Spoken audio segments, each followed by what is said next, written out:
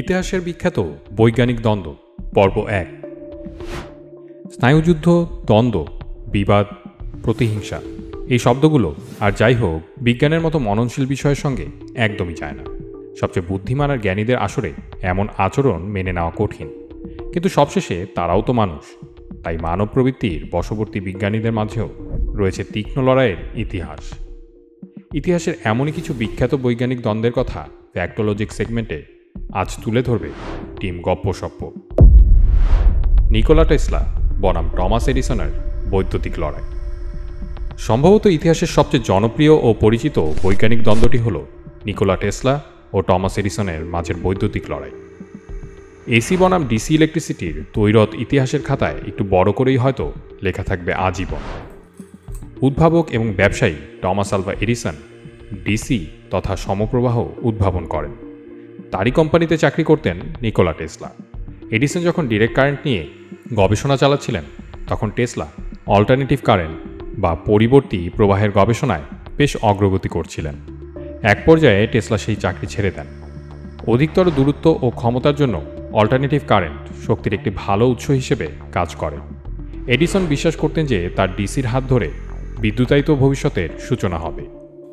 কিন্তু টেসলা শিল্পপতি George wasting হাউসের কাছে তার এসি পেটেন্ট বিক্রি করে দিলে এসি ডিসির আধিপত্যকে হুমকির মুখে ফেলে দেয়।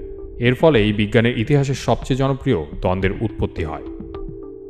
এরপর এডিসন একটি নোংরা খেলায় লিপ্ত হন। টেসলার বিরুদ্ধে প্রচারণা চালাতে তিনি বিপুল পরিমাণ অর্থ ব্যয় করেন। এসিকে বিপজ্জনক বলে যুক্তি দিয়ে একে হেয় প্রতিপন্ন করার চেষ্টা চালাতে থাকেন। তিনি এতটাই মরিয়া হয়ে ওঠেন যে নিজেকে ঠিক প্রমাণ করতে প্রকাশ্যে এসি বিদ্যুতের আঘাতে পশু পাখি হত্যা করতেও দ্বিধাবোধ করেননি।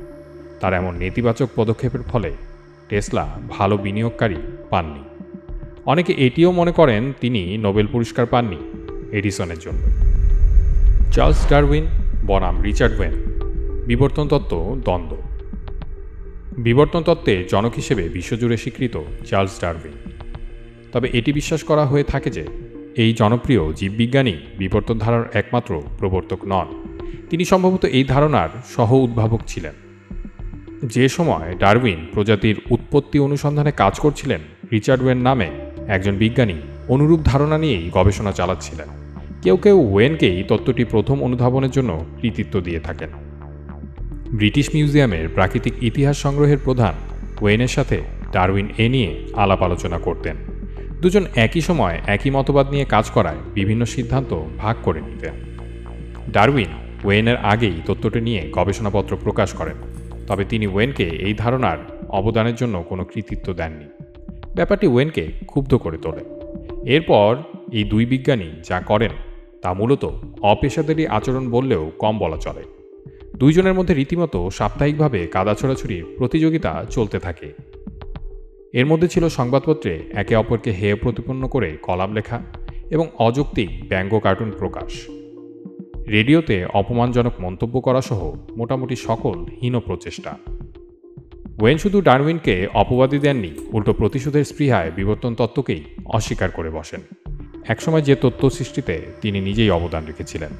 এতে করে বিবর্তনবাদ বিরোধীরা একটা শক্ত ভিত পায়।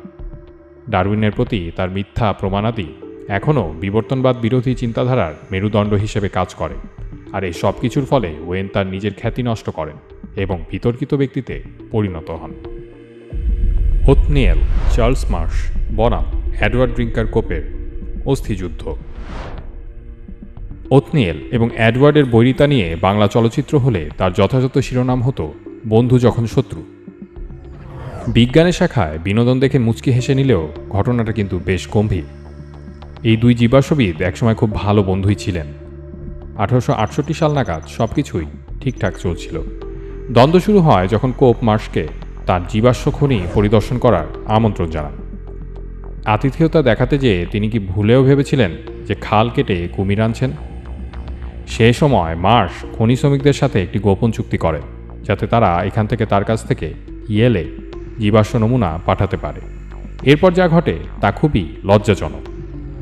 ফিলাডেলফিয়ার একাডেমি অফ ন্যাচারাল সায়েন্স এ কর্মরত কোপ এবং ইয়েল পিবডি মিউজিয়ামের কর্তব্যরত মার্শ ডাইনোসরের সবচেয়ে নতুন নমুনা আবিষ্কারের লড়াইয়ে আবির্ভূত হন বেশ খারাপভাবেই।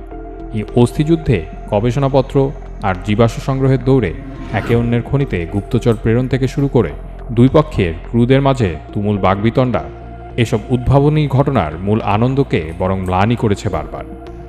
এমনকি অনুসন্ধান শেষে তারা নিজেদের খনিগুলো উড়িয়ে দিয়েছিল যাতে অন্য দল জীবাশ্ম থেকে নতুন কোনো সূত্র খুঁজে না পায়।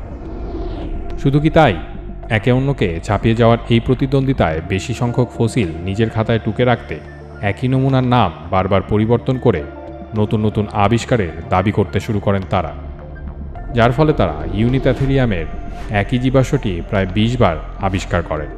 প্রতিবার পুনঃ আবিষ্কারের সাথে এর ভিন্ন নাম জুড়ে দেন। তাদের এই কর্মকাণ্ড হাসির খোরাক জুগিয়েছে। তবে যাই হোক না কেন, জীবাশ্মবিদ্যার তথ্যগত অগ্রগতিতে গবেষণাগুলির অবদান অনস্বীকার্য।